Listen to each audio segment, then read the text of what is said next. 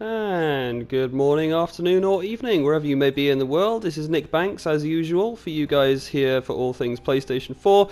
And yes, I finally finished Dishonored 2. Here we are on that lovely menu screen after the credits are done rolling. I got there in the end, guys. Dishonored 2 wasn't really just one comprehensive experience for me, all bundled into one ball like other games where I finished the game, I've played through the game, and I know what I'm dealing with and I know what I'm handling. However, Dishonored 2 was kind of like a firework that just went off and wouldn't end. This isn't necessarily a bad thing, just hear me out here. One package soon branched into an offering of several experiences, so in equal measures I found myself frustrated, engrossed, confused, and satisfied all at once. For all intents and purposes, Dishonored 2 is a good game. It's excellent even.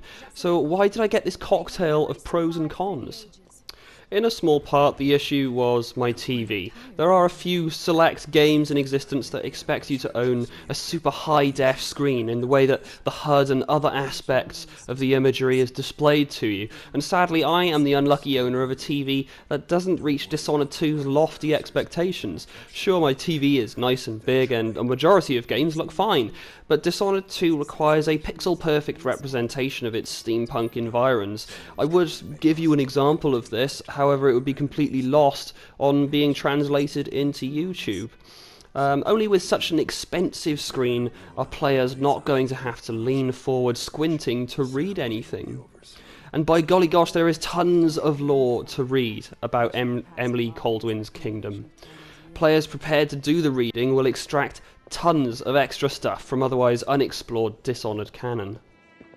Of course, this widespread all-you-can-eat buffet of lore and canon and stuff to get your teeth into is one of the defining features that gave the first Dishonored game such a cult following, something that made it so memorable. It's an expertly crafted universe where, if you give it time, your understanding of it will blossom, and any gamer knows that this is a very rewarding feeling. The reason you get that rewarding feeling is that the developers have obviously been very successful in translating a concept into an experience, and Dishonored 2 is no exception to the rule. In fact, it is all of that and then some more, because this time the sandbox mission areas are so much larger for players to absorb everything, and there are so many more things to find. Instantly most noticeable is the fact that the buildings have a grander sense of perspective. Character models are even better realised this time around as grizzled comic book types, and all of this doubtlessly adds to the game's grandiose wow factor visually, yet all of this can still become a victim of its own success. And this is where my cocktail of experiences starts to come into play. So I'll put it simply, as a result of buildings and outside areas being so much bigger, so much more expansive, threats are simply harder to spot. Again, we have this squinting issue. This may have been an issue with just me and my subpar TV, but I have to mention it as this is the gear that I have to work with. Your experience may differ. However, level design is still playing a large factor here. You have this issue now where players who may favour a stealthy approach might end up penduluming from scoping out large distances between enemies only to close the distance and find themselves suddenly scrambling desperately to hide in a pile of leaves as an approaching threat closes in, a threat that wasn't previously noticed before moving into the area.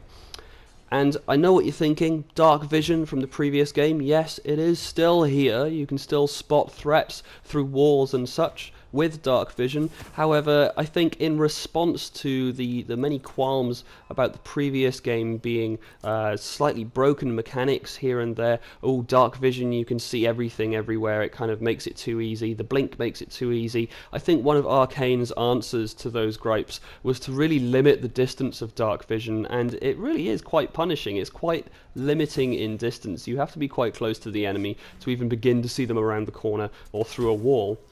But it is also worth bearing in mind, of course, maybe all of these issues could be resolved by simply being a better player.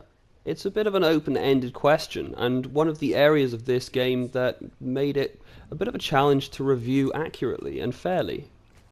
The many tools given to the player will likely never be used. If a stealth approach is favoured, items and weapons that kill are almost always loud. Heck, killing is loud, so if you want to go stealthy, obviously you're not going to be doing any of that. What this means is that 2/3 of your lethally packed out inventory will stay highly stocked, never to be used. On first impressions, this statement would look like a gripe, an issue, a dig, a problem that I'm picking out in the game. However, it's far from it. Cleverly, Arcane Studios have designed a choice of play system that nudges and pokes at the player to go loud, to kill, and just generally to go nuts. And all the system mechanics are there for it, from the stunningly designed kill animations to encouraged use of initiative. At the same time, this temptation of virtual bloody glory is discouraged in what is really a game engineered for stealth. So what's going on here? When the player chooses to be merciless, killing all in their wake, ramifications of throwing morals out the window will show. More blood flies and rats will try to eat you, allies will be less inclined to respect you, and the ultimate ending will change as a result of your haphazard ways. Had fun with all that? Well, here's the consequences of your actions, you irresponsible klutz. Through the clever manipulation of how the player thinks throughout the entirety of the game, the developers have achieved something. Branching consequences are something we've always seen before in games, but like the original, Dishonored 2 leaves it up to you to decide if Emily Caldwin or Corvo Attano, depending on who you choose at the start, are good or bad people. More importantly, are they good or bad for the kingdom? Are they selfishly following their own motivations, throwing the good of others down the drain, or are they selfless royals, always remembering to serve the people? These questions remain constant in the player's mind throughout, leaving it up to them to decide the fate of the kingdom through their every action. Jolly well done, Arcane Studios. Picking Emily or Corvo at the start will adjust the script and character interaction very noticeably. A second playthrough is definitely encouraged with slightly differing power sets. The outsider is back and remains as mysterious as ever, like a trans-dimensional puppeteer picking people who interest him and giving them powers to alter the making of history. While Emily's and Corvo's powers are very similar in terms of functionality, many gameplay modifiers are lying around.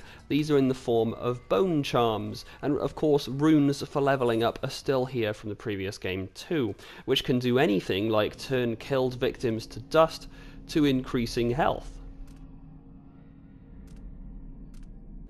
Sadly, I missed out on a good portion of this for yet another reason, sadly born out of the huge environments in the game. The first open area to explore is the Karnaca docks.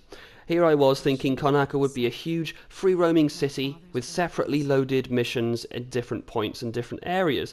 Wanting to crack on with things, I saw the many areas to explore, ignored them, and got on with the story. It's not something I would have willingly done, but it turned out there is no free-roaming hub city in Dishonored 2, so as a result, I missed out on all the bone charms and the secrets and the collectibles to pick up in that first section.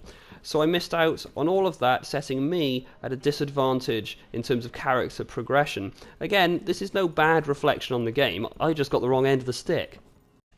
Playing through Dishonored 2 was a treat for the eyes. Despite my many stealth mishaps and false assumptions about certain things, it is quite clear to see that Dishonored 2 is a fantastic game.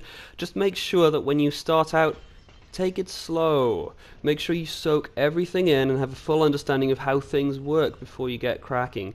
Further down the campaign, players will time travel to get away from threats and around obstacles. They will use dust storms to their advantage, crack open safes, solve a massive building puzzle that morphs around them in quintessential steampunk style, piece together the mystery of the void, delve into great archives of the lore. The list goes on. Sadly, there's no hiding from the fact that my experience of Dishonored 2 was somewhat jaded. All for faults of my own, admittedly, not having a high-end TV, not understanding the mechanics of the game as quickly as it would have liked me to, needing better eyeballs.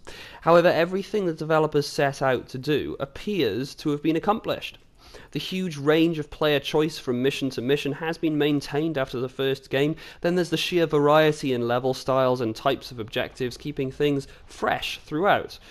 The option to play as two separate characters doubles the game's longevity, and that's always a plus for me. It means you're getting more for your money. It's just a shame the successful ambitions of Dishonored 2 muddied my experience. Is that the developer's fault or mine? An open-ended question, to be sure. Have you played Dishonored 2 yet? Do you have anything that you feel needs to be added to this review? Do get a discussion going in the comments below, guys, and don't forget that if you did enjoy this video, if you're only just tuning in, click that little subscribe button down there. Get involved with all things PlayStation 4 and share it with your chums. Until next time, I'll see you guys on the next video for all things PlayStation 4. Peace.